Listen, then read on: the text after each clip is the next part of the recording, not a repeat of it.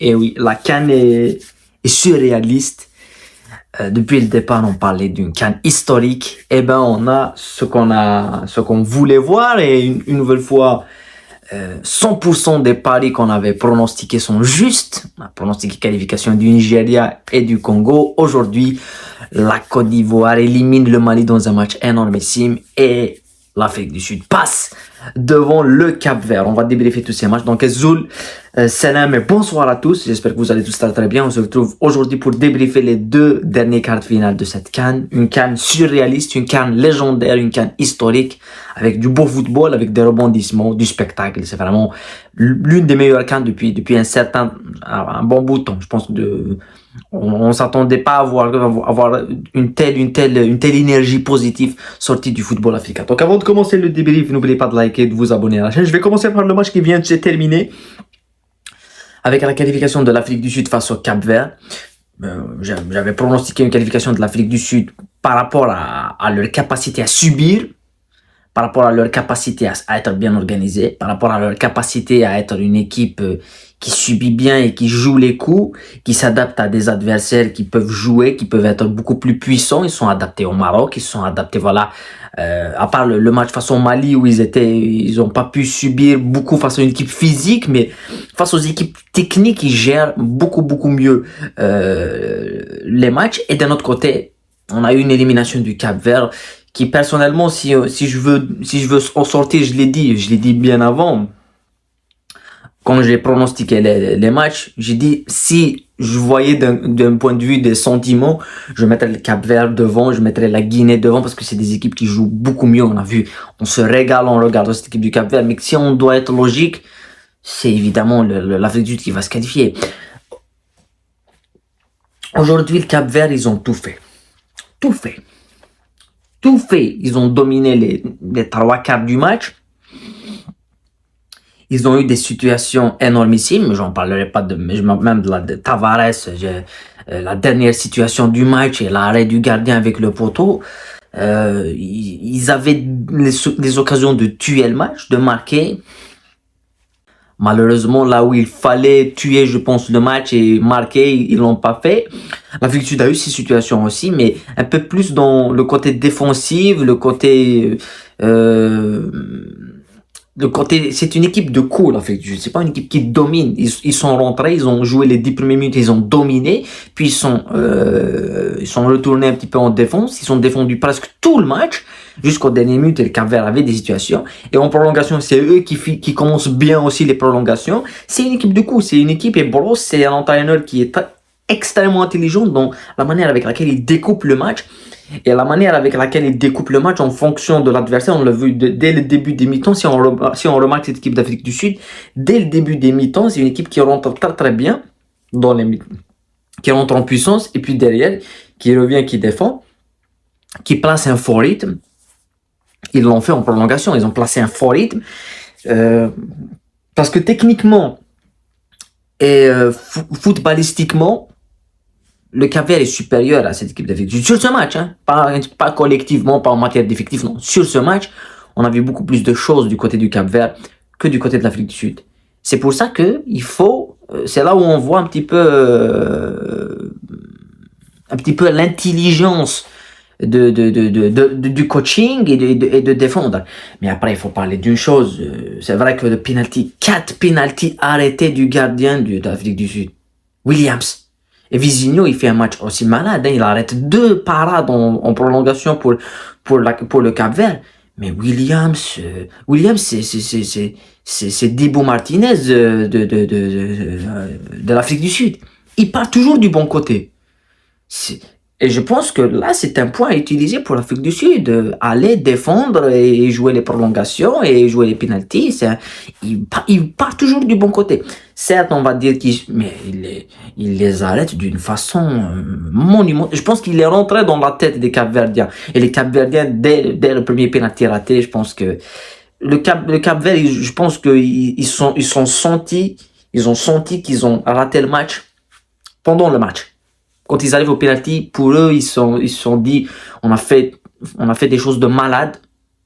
On a honoré le Cap-Vert parce que je pense que pour la simple 4e participation, c'est le plus loin qu'ils puissent aller. Et ils auraient pu aller en demi-finale. Je pense que là, ils ont quelque chose sur laquelle travailler. Et leur manière de jouer au foot, c'est impressionnant. Et voilà. Après Williams, les arrêts qu'il fait, c'est un monstre. C'est un monstre. Williams, il les a sauvés à plusieurs reprises. Il les a sauvés déjà du match parce que Tavares, s'il marque le dernier but, c'est terminé. La dernière action pendant les 90 minutes, c'est terminé. Il l'arrête. Et 4 pénaltys arrêtés, c'est un truc de fou. De fou. Et même le 5e, même le pénalty marqué par l'équipe du Cap-Vert, il part du bon côté. C'est impressionnant. C'est juste impressionnant. Et voilà. Dommage pour le Cap-Vert parce qu'ils nous ont impressionnés. Personnellement, je veux bien acheter un meilleur du Cap-Vert. Voilà, c'est l'un des coups de cœur de cette CAN, cette équipe du Cap-Vert. C'est une équipe, c'est des Brésiliens, même leur nom, c'est que c'est des gens, c'est lusophones. Donc, moi j'ai bien aimé cette équipe du Cap-Vert. Mais le football maintenant et le football depuis X temps, c'est une question d'efficacité. L'Afrique du Sud, c'est efficace, c'est clinique, comme la Côte d'Ivoire. La Côte d'Ivoire qui se qualifie face au Mali. C'est l'un de mes pronos les plus difficiles que j'ai fait. J'étais pris d'entre de quand est-ce que le Mali, pour moi, je voyais le Mali se qualifier, mais je voyais le Côte d'Ivoire au final se qualifier. Pourquoi? À cause de toute cette énergie qu'il y a derrière cette équipe de la Côte d'Ivoire. Moi, j'ai dit, si je l'ai déjà pronostiqué. Je pronostiqué face au Sénégal. Je disais que la Côte d'Ivoire allait éliminer le Sénégal. Et ils l'ont fait. Et donc là, ils sont touchés par la grâce. Une équipe qui était éliminée dans les poules, qui se qualifie parce que le Mozambique, dans une autre poule, fait un nul. Et là, il élimine le Sénégal et il élimine le Mali, qui pour moi, si on parle un petit peu d'effectifs physiques, ils sont l'un des favoris, le Mali.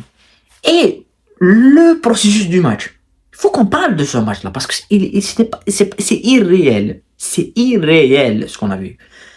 Ce qu'on a vécu aujourd'hui n'est pas logique. Premièrement, dès le début du match, il y a cette occasion, il n'y a pas de pénalty, on n'en parle pas là-bas. Derrière, il y a pénalty pour le Mali. Le Mali le rate. Tu te dis, la Côte d'Ivoire va rentrer dans le match maintenant. C'est l'occasion pour la Côte d'Ivoire.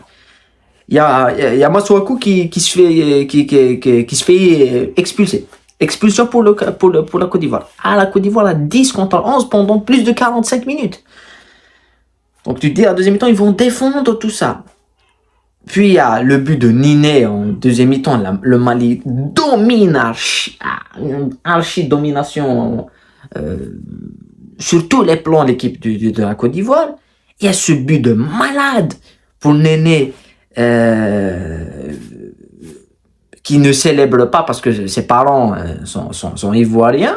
C'est assez surprenant. Et tu te dis, le Mali, rien ne peut les toucher. Qu'est-ce qui peut les toucher, le Mali? Il mène 1-0 face à la Côte d'Ivoire qui certes joue sur sa pelouse, mais à 10 contre 11, qui défendent en reculant. Ils n'ont aucune solution dans le jeu, aucune solution tactique. Tu dis, c'est pépère. Et là, c'est là où je dis qu'il y a une énergie derrière cette équipe de la Côte d'Ivoire qui carroie. Ils ont utilisé des longues balles, ils ont utilisé Haller et Fofana, et ils égalisent à la 92e minute. Donc, dans les dernières minutes du temps additionnel, ils accrochent une prolongation. Et tu te dis, en prolongation, ils vont tout faire pour aller au penalty. C'est l'objectif. C'était leur objectif. On va tout faire pour aller au tir au but du côté de la Côte d'Ivoire. C'est l'objectif. Donc, on va défendre. Le Mali, ça joue, ça essaie de jouer, mais il y a ce bloc défensif. Il faut dire les choses. Le Mali a essayé de jouer, a essayé de faire du tiki-taka, a essayé de rentrer à gauche, à droite, utiliser toute la largesse du terrain. Mais la générosité des Ivoiriens, il faut la souligner. Ils ont défendu corps et âme, ils ont mis toute leur énergie, ils n'ont pas voulu encaisser ce but, ils ont tout fait pour aller au tir au but.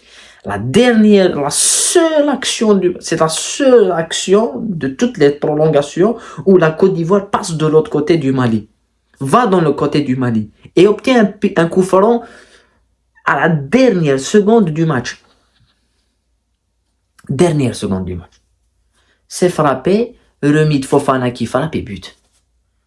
pour la Côte d'Ivoire la dernière minute. Diakité, qui prend un rouge derrière aussi. Est-ce que c'est normal? Moi, quand je voyais ça, et je voyais après l'image directement, c'est l'entraîneur du Mali, le joueur, il lui parle. Je me dis, qu'est-ce que tu penses? Et on a vu des anciens du Mali, hein, des anciens du Mali avec Kanouté, Frédéric. Je pense qu'ils sont choqués. Moi, à la place des Maliens, je serais choqué. C'est comme nous, on prend le but de Ekambi. C'est pratiquement la même chose, parce qu'ils étaient qualifiés pour la demi-finale. Ils étaient intouchables, les Maliens. Mais il y a quelque chose qui s'est passé dans ce match qui a fait que ils se font éliminer dans le match. Moi, je m'attendais qu'ils se fassent éliminer peut-être au tir au but. Moi c'était cette logique que je voyais. Je voyais une équipe ivoirienne défendre. Aller au penalty comme au Sénégal et les faire éliminer. Là, c'est mieux, ils se font éliminer dans le match au moment crucial. 120, 122, 2 minutes de temps additionnel, donc 120, donc 122.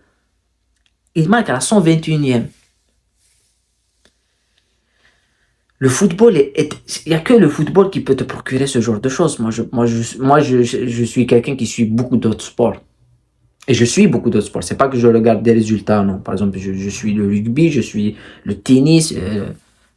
Mais le foot, il y a une irrationalité dans le foot qui n'est pas dans beaucoup d'autres sports. Et ce soir, tu peux expliquer tactiquement, techniquement ce que tu veux. Tu peux pas expliquer ce qu'on avait vu entre le Mali et la Côte d'Ivoire. C'est c'est un pur moment d'émotion et un pur moment de dévotion et un pur moment qui te montre que tu peux être le meilleur sur le terrain. Tu peux dominer du début jusqu'à la fin. Tu peux être le meilleur sur tous les plans, techniques, tactiques, physiques, mais tu peux perdre le même match. Et c'est là que nous ont démontré cette équipe ivoirienne. Donc voilà, moi je me régale dans cette cas parce que personnellement, je m'attendais pas à voir un tel niveau. On a vu du football avec le Cap-Vert et l'Afrique du Sud. C'est l'intensité, ça monte, ça va dans tous les sens. Et on a vu des émotions, des trucs surréalistes entre la Côte d'Ivoire et le Mali.